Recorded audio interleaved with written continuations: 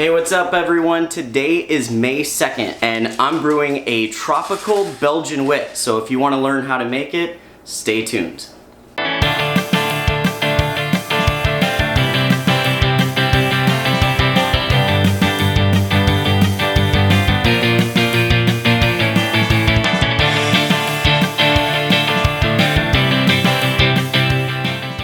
Welcome to another episode, guys. My name is Jeff. And today I'm brewing a Tropical Belgian Wit. I have my strike water going right now. It's a total of 6 gallons. I did add some gypsum and some calcium chloride just to get my pH down. I'm not gonna give that as part of the recipe because it differs depending on your city's water quality. Anyways, that strike water is getting going. So let's go ahead and go over the ingredients.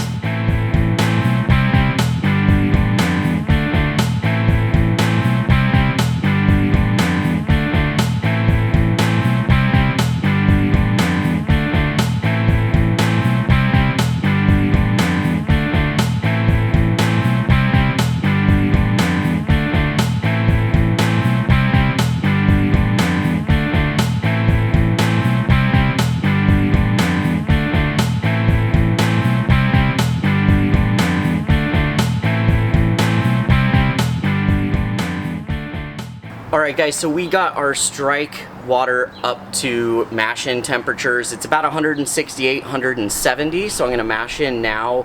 I'm going to pour a little by little only because I'm by myself.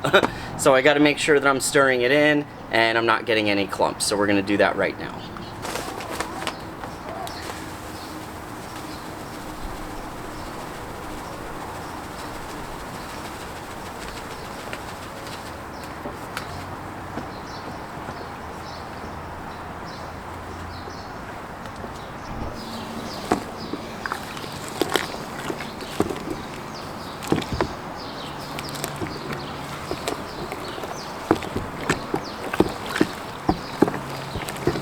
Alright, so our mash-in is done. Now remember, our strike water was about 168 degrees. I checked the temperature after mashing the grains in, and we're at 153 degrees. You always have to calculate for the fact that your grains are going to lower that strike water temperature. 153 is exactly in the middle of where I want to be. So we're going to go ahead and start our timer for 60 minutes. Then it's time to mash out. 1 hour later. Alright guys, so our mash in is done. It's time to recirculate our wort. That's going to help the wort clarify a little bit, ensure that there's not a bunch of grains that are left over in the wort. It's going to make sure that we have a clearer, cleaner beer. So we're going to do that first. And meanwhile, while that's going on, I am heating up some sparge water up to 170 degrees. So once our wort has recirculated and it's running clear with the grain bed, we're gonna empty out our mash tun and then add the sparge water. Pro tip for you guys, if you don't already have a mash tun and you want to have a brew system where you can avoid having to recirculate your wort, brew in a bag is a great option. Now I just have to recirculate this wort about 20 times and then we'll keep this party going.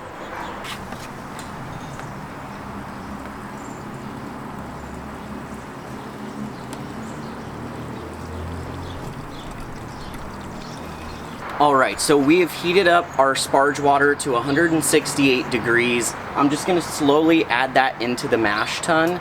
All the original strike water that was in there is already in the brew kettle, so we're just adding more to get our volume and make sure we get as many sugars out of these grains as possible. Now, I don't have a fancy setup. I just got a little pot that I'm going to use. There are a lot of brewers on YouTube that have fancier setups than what I do for sparging. Feel free to check them out. I've never personally had any issues with my efficiency, nothing serious, so I haven't felt a need to change my process when it comes to sparging. To each their own. I just figure if it's not broke, don't fix it. So I'm adding 3 gallons of sparge water to this, and then it's going to go through the grains and into our brew kettle. And then we're going to bring our wort to a boil.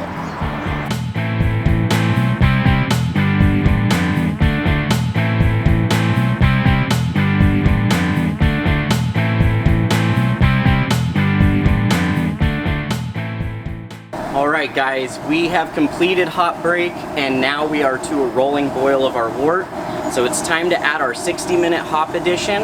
This is half an ounce of Hallertau and we're just dropping it right in. I don't have a hop spider for this brew, only because we're using such a small amount of hops. I'm not really worried about any particles getting into the fermenter. So we're gonna add this and set our timer. See you at 15 minutes. Alright, so we have about 15 minutes left on our boil, so this is a point at which I'm gonna add some yeast nutrient. This is going to help our yeast basically be more alive, more jacked up. This is like coffee for yeast. So when it comes to fermentation, hopefully we will really maximize on that yeast. So normally I think you're supposed to add a tablespoon. I just kind of eyeball it. Yeah, that's probably good. The next thing that we're doing is we're going to be adding our wort chiller, our copper coils. And obviously this doesn't really do anything for the beer itself. However, when you put it into the wort, it's going to sanitize the copper coils. So once we actually start cooling this wort down, there's no bacteria or anything that's on those coils that can cause any harm to our beer. So this is something I do about 15 minutes before we finish our boil. Alright, so now that the boil's over, I brought in the brew kettle. We have our wort chiller inside, and I currently have it running from the sink. It's plugged into the sink, it's running cold water through those coils, and then it's filtering it out into my fermenter. My fermenter has some star sand in there, and so now I have some hot water mixing with that star sand, which is going to help sanitize that fermenter. I do have one more hop addition that I'm adding. This is 1 ounce of Sabro hops. This was recommended to me by Kane at Windsor Homebrew Supply. They have a location in Anaheim. He recommended adding Sabro to the Whirlpool. So I thought, you know what? Sabro's got some wonderful coconut qualities to it, so it may go really well with the tropical fruit blend that I'll be adding later. And seeing as it's after the boil, I shouldn't get too much bitterness off this either. So I'm adding the full ounce. I probably could just add a half, to be honest with you, but I don't know what I'm gonna do with another ½ ounce of Sabro. And like I said, I don't think it's gonna make this beer too bitter. So let's go ahead and add it in. Alright guys, so I have John helping me out because this is a lot of wort I don't want to spill. So we're just going to pour this in slowly.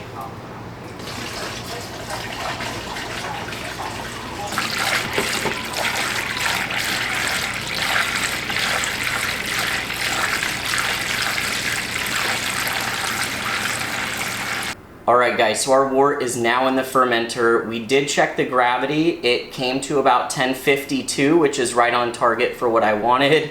So thank God that all worked out okay. At this point, we're going to go ahead and add the yeast. That's right here. So I'm just going to take this little bung off. I always try to spray everything before making any changes.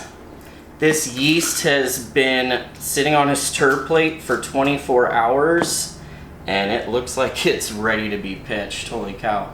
Here we go.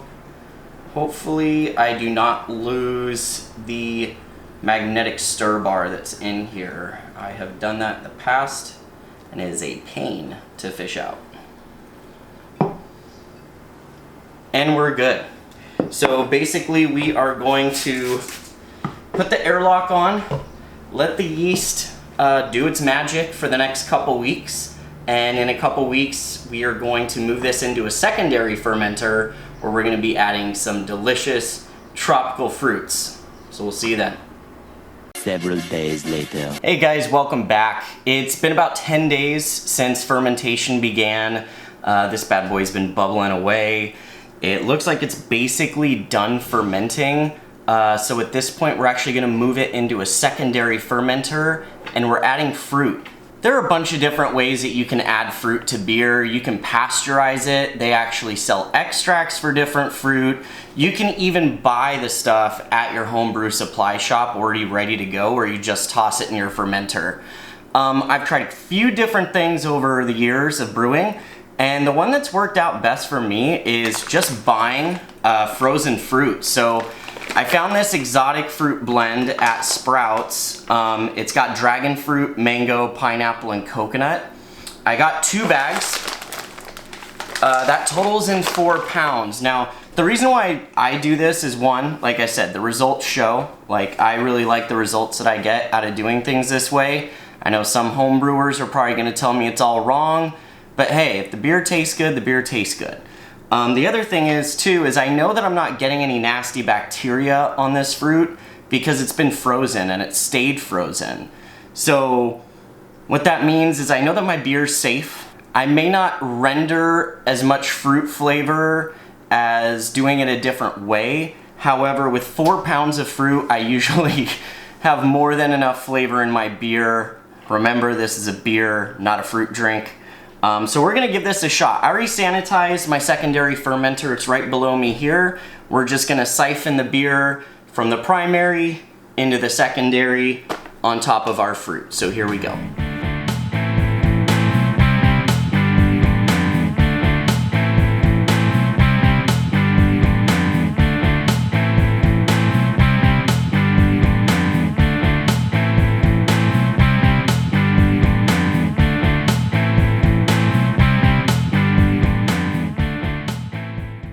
Alright guys, so we have moved everything into secondary. The fruit looks really awesome.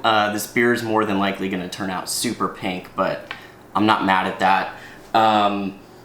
It's ready to go. Everything's sanitized. All I got to do now is I'm going to add the airlock, obviously.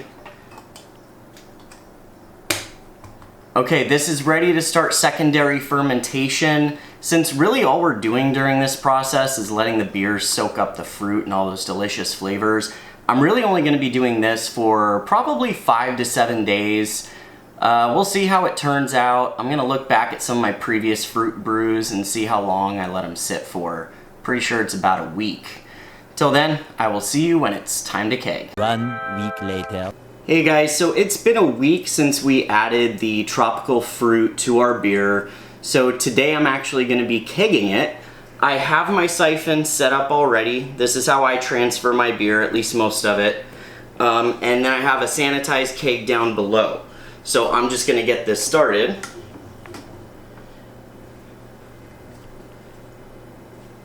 And the first thing I want to show you guys is this beer. The color is insane. It's like the most perfect pink color. You can tell that the fruit really grabbed on. I'm really excited about this. I think this is going to be really, really good.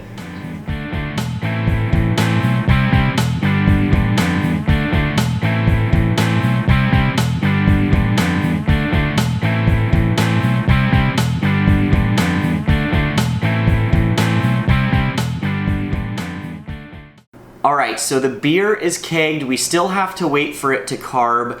I also measured the final gravity. The final gravity of this beer came out to 10.05, which means it's probably going to have a much cleaner finish than I originally expected. My only thought is maybe those fruits that went in there helped it ferment out more or something. I don't know, but I'm not complaining. What I want to point out is just how beautiful that color is. I didn't know it was going to come out pink. I didn't quite know what to expect. But what a pleasant surprise. So we will see you guys when it's time to finally taste the final product.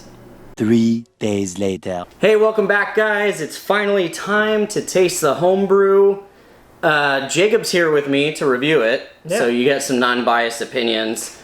Again, I brewed this beer alone. This one was a solo venture. But anywho, let's go ahead and give it a shot. Head-wise, there's not a ton of head. It probably has to do with my keg pressure, but it's decent. I would say it's pretty decent, and it looks like the head's kind of sticking around a little bit. A little bit. You're a little bit more on yours than mine, but I mean, I still have a little bit. Yeah. Let's go ahead and get into the nose.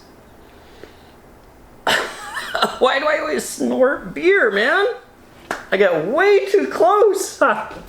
Oh, God. Take one. Yeah, all right. Let's sniff it. So do you even know what's in this beer?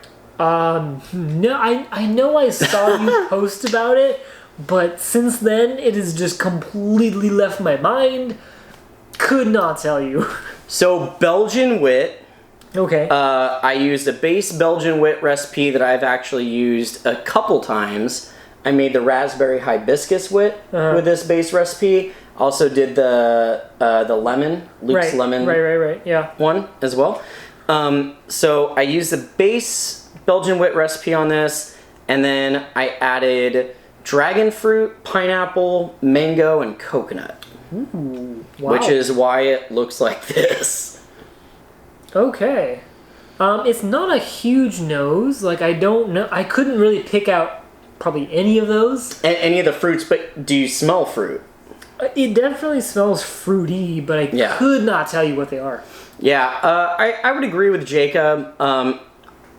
I'm actually quite surprised the nose has picked up quite a bit since I put this in the keg.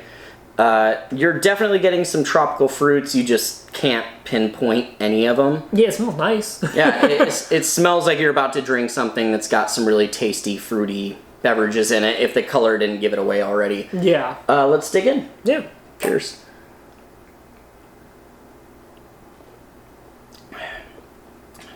There's the flavor. Wow. Oh, wow, coconut. Damn, that coconut comes through. Yeah, you get a lot of coconut? Yeah, on the finish. It finishes almost all coconut. Damn. I mean, from a beer this color, that's not what you'd expect. It kind of comes out of nowhere, like if you're just looking at it, you know?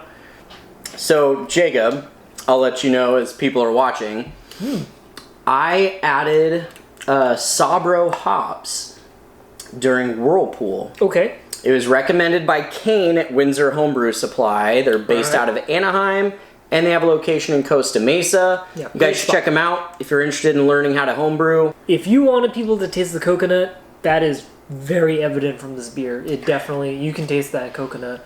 Which to me is fucking wild at how just ruby this beer is. Yeah, it's got a beautiful color, man. It is like a pinkish red.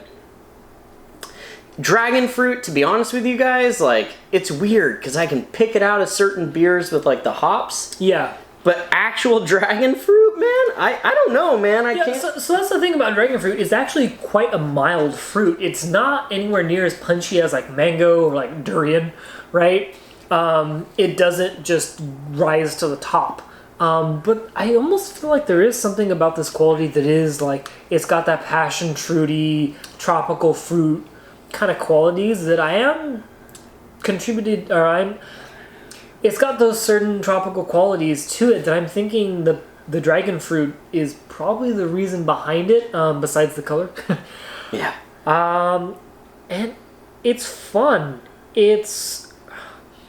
I think other breweries have done similar beers. They've made them a little bit more on the Berliner style, so they have a little bit more of that tartness, salinity. I think this probably could use a little bit of that salinity, just because a lot of those flavors just really do play well in that kind of tart, salty arena, you know?